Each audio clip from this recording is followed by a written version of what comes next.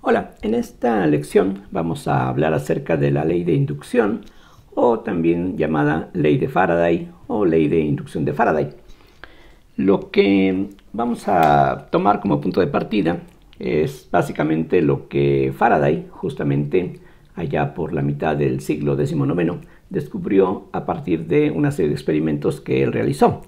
La historia nos dice que lo que Faraday hizo fue fijarse en bobinas hechas con un hilo conductor, pensemos en cobre por ejemplo, y si uno conecta esta bobina a algún detector que pueda registrar el paso de corriente, entonces lo que Faraday halló es que si uno toma un imán permanente, que ya sabemos va a tener sus líneas de campo magnético que salen de los extremos. De hecho, como ya se señaló, las líneas de campo magnético no tienen principio ni fin, o sea que dentro del imán estas líneas tienen que cerrarse y lo mismo hacen por la parte de afuera. Pero bueno, eso no es lo importante en este momento.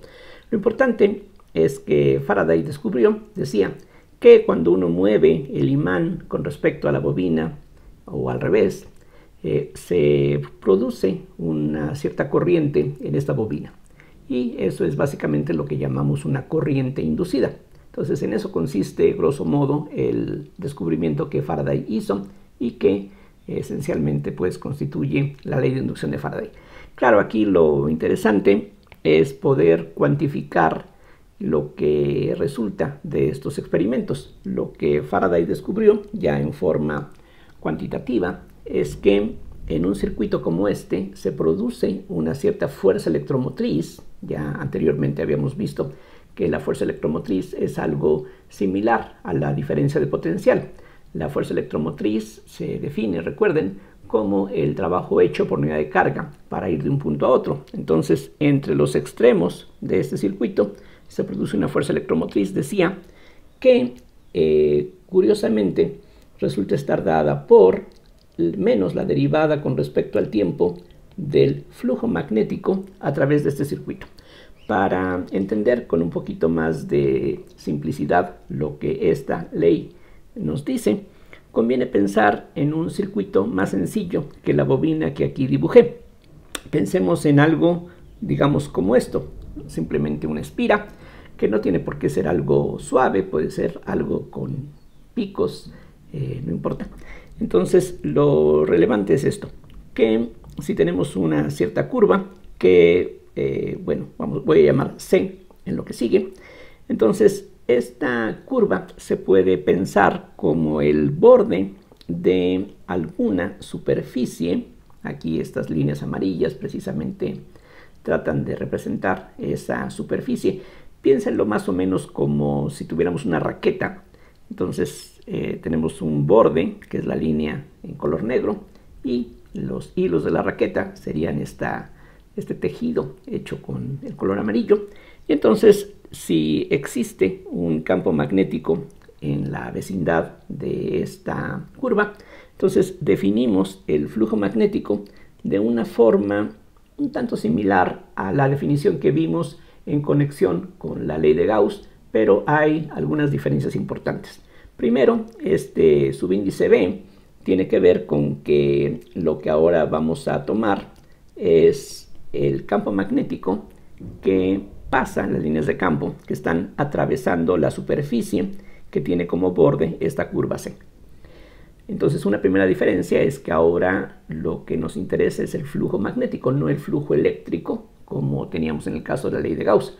La otra diferencia importantísima es que en el caso de la ley de Gauss, lo que importa es el flujo a través de una superficie cerrada. Claro, podríamos también definir el flujo eléctrico a través de una superficie abierta como la que tenemos aquí, pero ese flujo no tiene mucho interés. En el caso de la ley de Gauss, lo que importa, como ya sabemos, es el flujo a través de una superficie cerrada, porque ese flujo se puede relacionar con la carga total encerrada, como ya sabemos. Aquí, en cambio, lo que pasaría si nos fijáramos en una superficie cerrada, tal como hacíamos en la ley de Gauss, es que el resultado siempre sería cero. Como ya se indicó en las lecciones anteriores, Las líneas de campo magnético, como acabo de decirlo, son curvas cerradas. Entonces, si nos fijáramos en una superficie cerrada, entonces el flujo que entra es igual al flujo que sale. Recuerden, las líneas de campo magnético, a diferencia de las líneas de campo eléctrico, no tienen principio ni fin. Así es de que en una superficie cerrada, el flujo entrante y el flujo saliente tiene que ser exactamente el mismo. Así es de que en esos casos la integral del flujo sería idénticamente cero y pues no tiene mayor interés, por lo menos no en un sentido similar a la ley de Gauss. Entonces aquí lo que nos interesa para no tener un resultado que sea idénticamente cero es fijarnos en alguna superficie como lo que está aquí en esta trama color amarillo. Entonces queremos fijarnos en una superficie que tiene un cierto borde, que es esta curva C. Entonces así es como definimos el flujo, pero aquí hay un pequeño detalle extra, que en el caso de la ley de Gauss, cuando calculábamos el flujo, nos fijábamos en un elemento de área. Este de A, recuerden, es un vector normal a la superficie, pero en el caso del flujo eléctrico tomábamos una normal hacia afuera de la superficie cerrada, lo cual está perfectamente definido. Aquí, en cambio, si tenemos una superficie como esta, otra vez piensen en una raqueta, hay en cada punto dos direcciones que son perpendiculares a la superficie, digamos una hacia arriba y una hacia abajo, aunque bueno, eso de arriba y abajo es totalmente relativo y no siempre sería aplicable. Si tenemos una superficie vertical, bueno, ahí podríamos hablar de derecha e izquierda, pero de nuevo eso es algo totalmente relativo. Así es de que en este caso, de nuevo, y quizá no sería extraño, vamos a tener que utilizar una regla de la mano derecha, otra vez. Entonces, cuando nosotros definimos un cierto sentido para la curva C, tal como aquí estoy indicándolo en el dibujo, entonces si nosotros recorriéramos esta curva en esta dirección, tal como está aquí indicada por la flecha, entonces imagínense que con los dedos de la mano derecha seguimos esa dirección. Entonces el pulgar de la mano derecha nos va a indicar cuál es la dirección de DA que tenemos que escoger para la superficie que tiene como borde a esta curva C.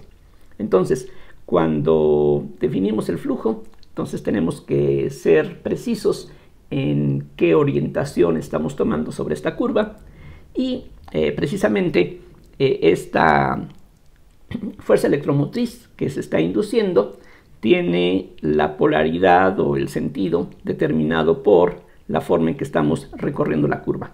Es decir, este signo menos que aparece aquí es algo necesario. Precisamente es algo que nos indica exactamente en qué dirección estaría la fuerza electromotriz que se está generando. Entonces, ahorita vamos a ver algunos ejemplos de esto para que quede claro cómo todas estas cosas se relacionan entre sí y por qué este signo es algo sumamente relevante. Hay varias cosas que conviene aquí aclarar en el camino. Por ejemplo, el flujo magnético, de aquí se puede ver qué unidades va a tener. Como en el sistema que estamos empleando, el sistema internacional, el campo magnético se expresa en teslas y el área, por supuesto, en metros cuadrados. Entonces el flujo se expresaría en Tesla por metro cuadrado, pero al igual que ocurre con muchas de las cantidades que hemos venido tratando aquí en el curso, a esta combinación de Tesla por metro cuadrado se le da un nombre especial y a esas unidades se les denomina Weber, por supuesto en honor de uno de los investigadores del siglo XIX, pero también existe una forma castellanizada que es el weberio. Pero bueno, aquí para que digamos, sigamos una convención más o menos estándar, vamos a llamarle simplemente Weber en lo sucesivo. Entonces, de hecho, no es necesario preocuparnos mucho de las unidades, porque tal como siempre hemos estado haciendo, si uno expresa todas las cantidades en el sistema de unidades que estamos empleando, automáticamente cada resultado que obtengamos va a tener el valor adecuado en la unidad correspondiente. Entonces aquí, si expresamos, decía, el campo magnético en teslas y el área en metros cuadrados, pues automáticamente el flujo va a tener estas unidades. Bien, entonces vamos a ver un ejemplo para que se aprecie qué es lo que esta ley nos dice y vamos a ver cómo, curiosamente, esta ley, que no parece muy obvia, se relaciona de hecho con cosas que ya habíamos estado tratando previamente cuando habíamos estado hablando de la corriente eléctrica y de la fuerza sobre un conductor que lleva corriente eléctrica. Vamos a ver que todo esto está relacionado entre sí.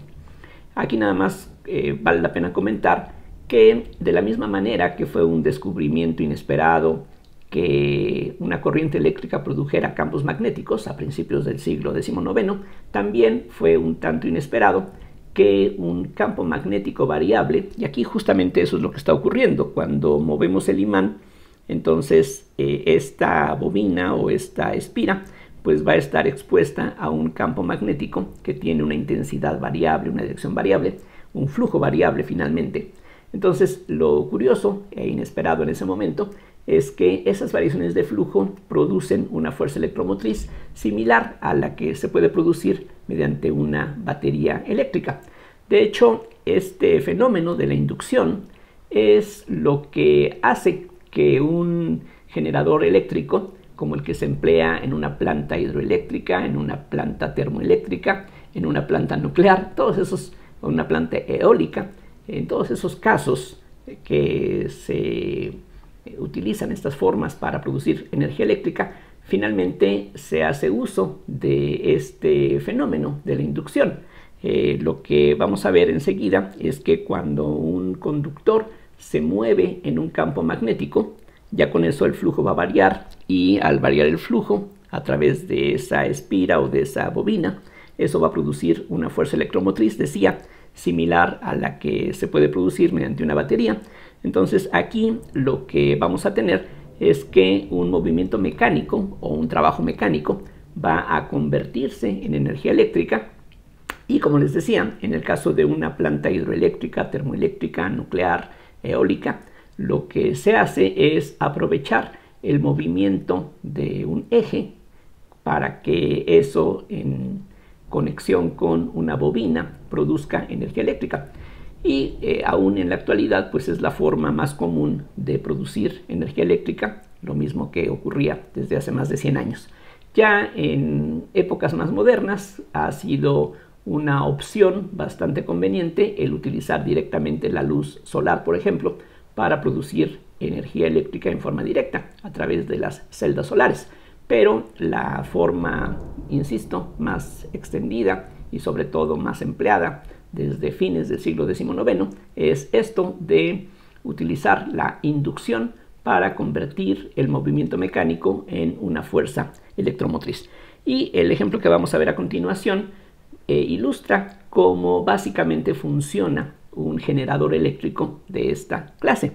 Entonces aquí trazo esta línea y vamos a ver un ejemplo que, bueno, no se parece exactamente a la forma que realmente tiene un generador eléctrico, pero insisto, aquí de lo que se trata es de ilustrar cómo funciona básicamente un instrumento de esta clase. Entonces vamos a imaginar una frontera que divide una región donde hay un campo magnético, y para hacer las cosas aquí sencillas vamos a pensar en un campo, por ejemplo, uniforme.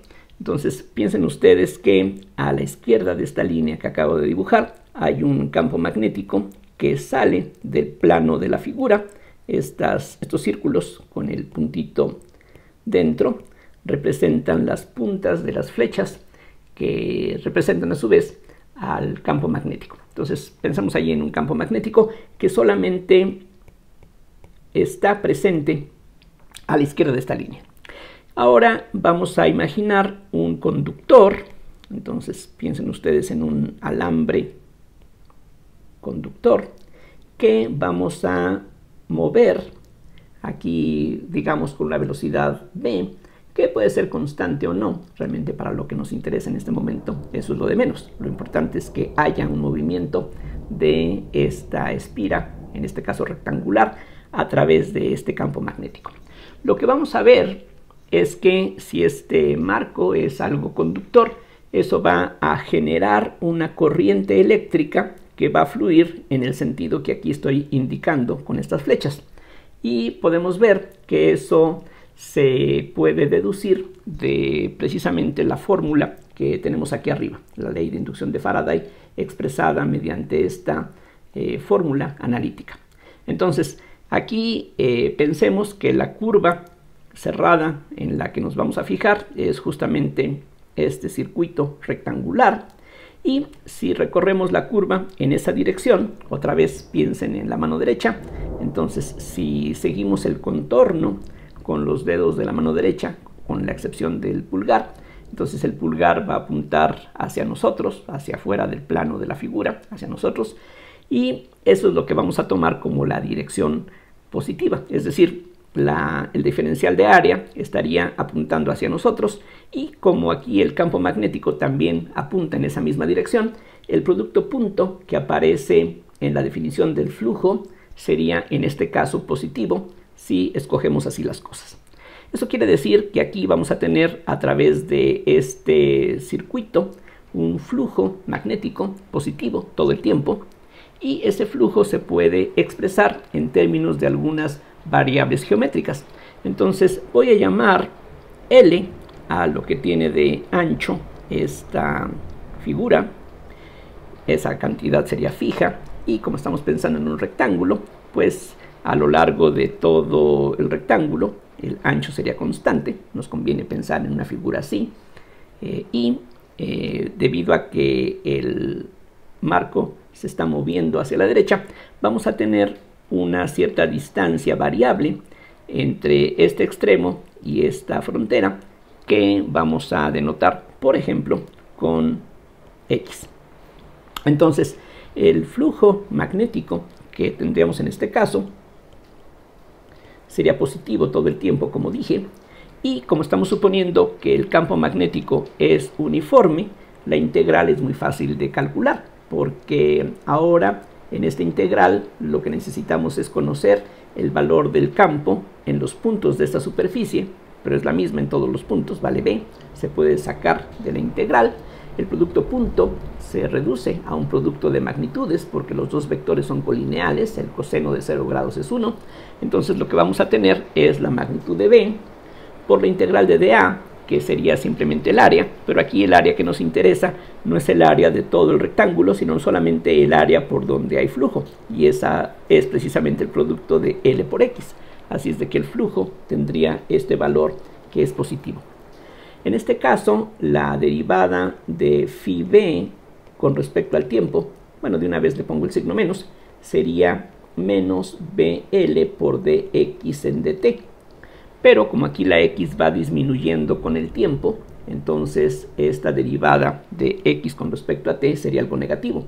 Ya sabemos de cálculo elemental que cuando una función es creciente, su derivada es positiva, cuando una función es decreciente, su derivada es negativa, y aquí precisamente esta distancia x va decreciendo con el tiempo si estamos moviendo este circuito hacia la derecha. Entonces esta derivada es negativa, con este signo menos tendríamos finalmente una cantidad positiva. Eso quiere decir que si creemos en esta relación que se establece a partir de experimentos, como dije en un principio, entonces en este circuito, al moverlo, se va a producir una fuerza electromotriz. Esto va a actuar, decía, como algo similar a una batería, que va a tener una cierta fuerza electromotriz, y esa fuerza electromotriz entonces sería igual a lo que está aquí escrito. Entonces, si por ejemplo este circuito tiene una cierta resistencia, si ustedes gustan, podríamos pensar que esa resistencia está concentrada en alguna parte en especial del circuito, lo cual no es totalmente necesario, pero para hacer las cosas simples vamos a pensar así. De hecho, el mismo conductor, a menos que sea un superconductor que tiene resistencia cero, pero de otra manera el conductor, que no es perfecto, va a tener una cierta resistencia. Aquí, para hacer las cosas más simples, vamos a imaginar que toda la resistencia está concentrada aquí en un resistor que tiene un valor R. Entonces, la cantidad de corriente que se produce de esta manera se puede determinar mediante la ley de Ohm. Entonces, lo que vamos a tener es que esto sería igual a B por L por B sobre R. Vean que la derivada de X con respecto al tiempo corresponde precisamente a la velocidad. Entonces aquí estamos pensando que la velocidad es positiva, entonces menos dx en dt sería la velocidad. Entonces esto es lo que tendríamos como la corriente que se induce en este circuito. Y como decía antes, esta es básicamente la idea fundamental que está en juego en un generador eléctrico.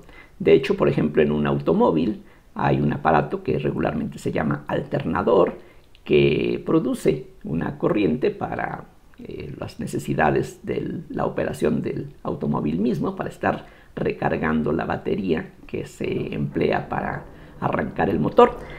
Todos esos se basan exactamente en la misma idea de tener un movimiento mecánico. Aquí el movimiento que tenemos es un movimiento rectilíneo y la variación de flujo produce algo similar a un voltaje, decía, que sería idéntico al producido por una batería. Es decir, esta resistencia no vería la diferencia si la corriente que está pasando se produce por inducción o se produce por una batería. O sea, es exactamente idéntico pues el movimiento de portadores de carga a través de este conductor, sin importar cómo lo estemos produciendo. Eso es una cierta novedad porque en la parte inicial del curso habíamos visto que el campo eléctrico se podía producir por cargas positivas, cargas negativas, pero aquí lo que esto significa es que un campo eléctrico también se puede producir por un flujo magnético variable. Entonces, ese campo eléctrico que se produce por el flujo variable es lo que está forzando a estos portadores de carga a fluir a través de este circuito, y esa sería la corriente que se produce de esa manera. Como decía, en el caso de un generador eléctrico, lo conveniente no es tener un movimiento lineal, sino un movimiento angular. En el rotor de un generador, lo que se tiene pues es un conjunto de espiras de conductor que precisamente al estar girando van a producir un flujo variable que se traduce en una fuerza electromotriz que produce ese generador eléctrico. Ahora, ese voltaje, esa corriente va, en este caso por ejemplo, a transformarse en calor a través de el paso por esta resistencia. O sea, ya sabemos que cuando una corriente eléctrica pasa a través de una resistencia, eso produce calor. Como ya se indicó antes, ese es el principio de operación de un calefactor eléctrico, de una plancha eléctrica. Precisamente el paso de la corriente produce un aumento de temperatura en las viejas lámparas incandescentes, en los focos que se usaban tradicionalmente hasta hace algunas décadas. Ese era el principio de operación, el hecho de que una corriente eléctrica produce un aumento de temperatura, y eso tiene pues diferentes utilidades prácticas. Entonces, en este caso, esta corriente que está fluyendo a través del circuito va a producir un cierto calentamiento, y ya vimos anteriormente que la cantidad de energía que se estaría liberando en esta resistencia se puede calcular como el producto de I cuadrada, la corriente al cuadrado, por la resistencia. En este caso entonces lo que vamos a tener es B cuadrada, L cuadrada, B cuadrada sobre R cuadrada por R, que se puede simplificar por supuesto quedando B cuadrada, L cuadrada, B cuadrada sobre R simplemente. Por otro lado, esta corriente, aparte de que produce calentamiento sobre esta resistencia, también va a producir una cierta fuerza magnética sobre este conductor. Ya sabemos, y aquí lo podemos recordar, que cada trozo, cada elemento de corriente va a tener una fuerza magnética actuando sobre él, que se calcula así, como el producto de I por dL cruz B.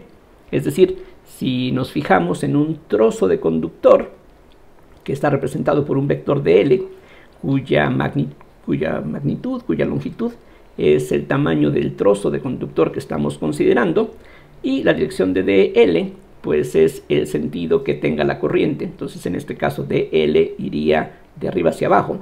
Y si hacemos el producto cruz de un vector en esa dirección con el campo magnético, otra vez utilizando la regla de la mano derecha, lo que podemos ver es que si vamos de esta dirección hacia abajo, hacia arriba, siguiendo los dedos de la mano derecha, entonces uno deduce que sobre este conductor vertical vamos a tener una fuerza que estaría apuntando hacia la izquierda. Entonces aquí hay una fuerza magnética y esa fuerza en este caso es muy fácil de calcular porque como todos los vectores de L van a estar en la misma dirección y el campo magnético en todos estos puntos tiene la misma magnitud y la misma dirección, entonces a la hora de integrar esta expresión lo que encontramos es que esta fuerza magnética pues va a tener la magnitud de I por la longitud total por la magnitud del campo magnético. Recuerden que el producto cruz de dos vectores tiene una magnitud que es la magnitud de uno por la magnitud del otro vector por el seno del ángulo entre los dos, pero el seno que se forma, del ángulo, perdón, que se forma entre DL y el campo magnético, ese ángulo es de 90 grados, el seno vale 1, entonces la magnitud de la fuerza es esto que está aquí escrito. Y entonces, cuando nosotros tratamos de mover este conductor para generar esta fuerza electromotriz, las cosas no son automáticas, no son gratuitas, sino que hay una fuerza que se está oponiendo a ese movimiento, lo cual resulta bastante razonable. De hecho, sonaría un tanto extraño que la fuerza estuviera en dirección contraria, porque si así fuera, con un pequeño empujón, ya la fuerza magnética se encargaría de seguir empujando a este circuito y entonces ya sería una producción de energía eléctrica gratuita. Y no, aquí precisamente este calor que se disipa en la resistencia se produce gracias al trabajo mecánico que hacemos al tratar de oponernos a la fuerza magnética que surge dentro de este circuito. Ahora, podemos calcular qué tanto trabajo nos cuesta mover el circuito, tomando en cuenta que hay esta fuerza aquí presente.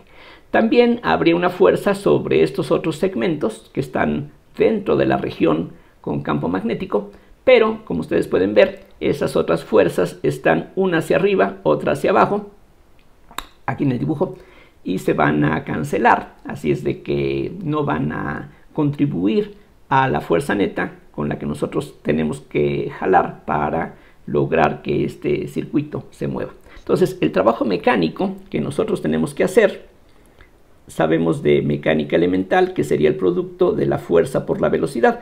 Eso se debe a que el trabajo es fuerza por distancia, así es de que si dividimos fuerza por distancia entre tiempo nos queda fuerza por velocidad y de hecho ustedes pueden reconocer que este producto F por B es un resultado elemental de mecánica cuando uno quiere calcular la potencia.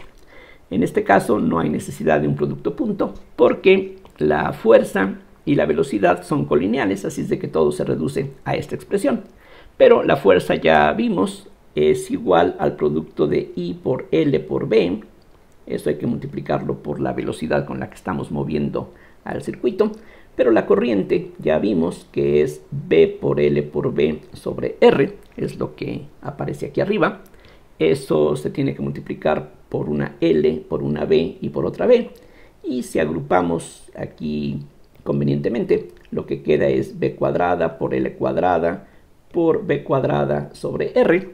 Y como podemos ver, es exactamente el mismo resultado que tenemos aquí arriba.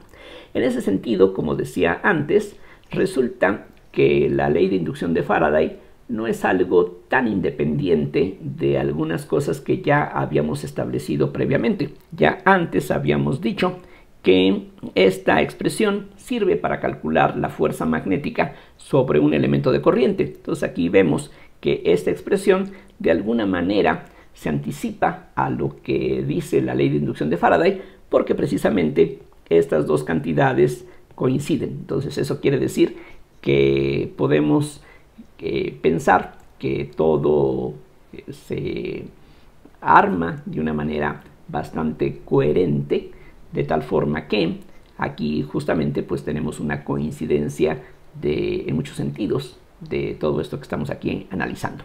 Entonces espero que con este ejemplo quede claro precisamente cómo es que el signo es relevante, precisamente nos dice en qué sentido tiene que generarse, tiene que inducirse esta corriente, y esa corriente se va a producir justamente en un sentido que trata de evitar los cambios en el flujo. Vean ustedes, aquí también conviene señalarlo, que esta corriente que se va a inducir, si nosotros dejamos inmóvil este circuito, entonces si X es constante por un momento, pues esto vale 0 y no se induce ninguna corriente. Si nosotros movemos el circuito, mientras más grande sea la velocidad que produzcamos, eso va a hacer que la corriente también sea correspondientemente mayor. Pero una corriente ya sabemos que produce un campo magnético. Entonces, aparte del campo magnético que aquí ya estaba presente y representado por estos círculos, habría un campo magnético que esta misma corriente estaría produciendo. De nuevo, si aplicamos la regla de la mano derecha, imagínense el pulgar de su mano derecha apuntando en el sentido de la corriente, y entonces los dedos restantes de la mano van a apuntar en la dirección en la que se produce un campo magnético por el paso de esta corriente. Entonces, lo que uno obtiene es que esta corriente va a hacer que se genere un campo magnético adicional. Ese campo magnético, vean ustedes, espero que el dibujo sea suficientemente claro, ese campo magnético que esta corriente está produciendo se refuerza con el campo magnético que ya estaba. Dentro de este rectángulo, este campo magnético producido por esta corriente va exactamente en el mismo sentido, de tal manera que hace que, aunque el área se está reduciendo, este campo magnético, decía, refuerza el campo magnético que ya teníamos, precisamente para tratar de mantener el flujo constante. Entonces, una manera de entender el signo que aparece en la ley de inducción de Faraday es que la corriente que se induce trata de oponerse al cambio que la produce. Es decir, esta corriente se produce gracias a que el flujo está cambiando. Sí, pero esa corriente va a producir un campo magnético que trata de evitar ese cambio, trata de mantener las cosas como estaban en un principio, aunque aquí esto no va a ocurrir. Se trata de que se contraponga a los cambios, pero no logra evitarlos. Entonces, aquí pues podemos ver de muchas maneras lo que ocurre con respecto a los signos, a las direcciones de los campos, etc. Entonces, la parte importante, insisto, es que esta corriente va a producir una fuerza que se opone al movimiento que precisamente genera esta corriente, y eso es, repito, lo que ocurre en el caso de un generador eléctrico. Tenemos que invertir un cierto trabajo mecánico para producir una energía eléctrica. Entonces, aquí podríamos decir que está detrás una ley de la conservación de la energía. La energía eléctrica que se produce de esta manera se genera a expensas de la energía mecánica que necesitamos justamente para que se produzca esa fuerza electromotriz. Entonces, bueno, todo aquí pues resulta en ese sentido bastante satisfactorio. Ahora, como dije antes, esto que acabamos de ver significa que un campo magnético va a estar asociado con la generación de un campo eléctrico. Es decir, como ya había dicho hace unos minutos, en la parte previa, cuando hablábamos de la electrostática, la única fuente de campo eléctrico eran las cargas eléctricas. Ahora aquí estamos viendo que un campo eléctrico también se puede producir por un campo magnético variable. En este caso, no es que tuviéramos un campo magnético variable, sino que la variación de flujo se debía al movimiento del circuito. Sí, pero también podemos tener un campo magnético variable sin tener que producir algún movimiento mecánico, y eso es justamente lo que ocurre en un transformador. Entonces, básicamente, si pensamos en un transformador, y bueno, los transformadores son objetos o instrumentos o dispositivos que pues abundan en nuestros días por todos lados. Simplemente piensen ustedes en el aparato que conectan a la línea de electricidad casera para cargar su teléfono celular o algún otro aparato, una tableta o lo que sea, inclusive una computadora personal, lo que se hace allí es utilizar un transformador para convertir los 110 voltios de la línea doméstica en un voltaje mucho menor, quizá 5 voltios, quizá algún otro voltaje, que es lo que requiere el aparato en donde finalmente vamos a utilizar esta energía eléctrica. Un transformador funciona básicamente de la siguiente manera. Uno tiene una bobina dentro del transformador. Básicamente lo que se tiene son dos bobinas que se llaman primario y secundario, y de un lado esto se conecta a la línea doméstica en donde existe un voltaje alternante que, digamos, en el caso de muchos países como Estados Unidos, México y otros más, tiene una frecuencia de 60 ciclos por segundo. Eso quiere decir que la corriente eléctrica va en un sentido durante algo así como 1 sobre 120 de un segundo, y la otra mitad del ciclo la corriente fluye en sentido contrario, de tal manera que lo que tenemos es una corriente que está oscilando 60 veces cada segundo. Entonces decía, de aquí para acá, si esto es el tiempo, de aquí para acá pasa un sesentavo de segundo. Entonces la corriente tiene un sentido durante 1 sobre 120 de segundo, otro sentido durante 1 sobre 120 de segundo, y así está cambiando continuamente. Eso quiere decir que la corriente que fluye a través de esta bobina produce un campo magnético que también va a tener un sentido que va a estar cambiando con esta misma frecuencia. Es decir, las líneas de campo durante parte del ciclo van en un sentido, en la otra mitad van en el sentido contrario, y si ahora agregamos aquí en las inmediaciones de esta bobina otra bobina, entonces hasta ella van a llegar las líneas de campo magnético que van a estar cambiando de magnitud y de dirección. De hecho, aquí precisamente tenemos máximos, mínimos en valor absoluto, y también tenemos inversiones en cuanto al sentido del campo magnético. Entonces el flujo que se produce en esta segunda bobina va a ser algo que va a estar cambiando precisamente de esta manera, y un flujo cambiante produce una fuerza electromotriz. Entonces esto va a actuar, decía, como algo análogo a una batería, pero dependiendo del número de vueltas que pongamos en esta bobina, eso va a determinar qué tanto flujo pasa a través de ella. Así es de que simplemente escogiendo adecuadamente el número de vueltas en esta bobina secundaria, podemos hacer que el voltaje de salida sea 5.5 voltios, sea 3 voltios, cualquier cosa uno la puede regular. Inclusive podemos producir un voltaje mayor a los 110 voltios que están entrando. Entonces un transformador sirve para convertir un voltaje en otro, una fuerza electromotriz de un cierto valor en voltios, en otro que queramos.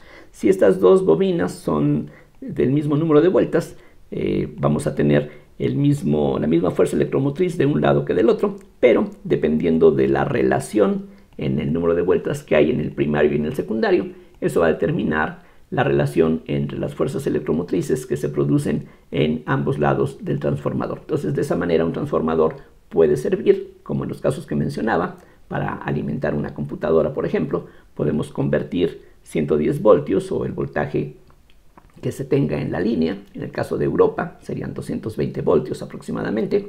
Entonces lo podemos hacer que se convierta en voltajes menores, decían, que es lo que regularmente ocurre para aparatos como computadoras, celulares, tabletas, etc.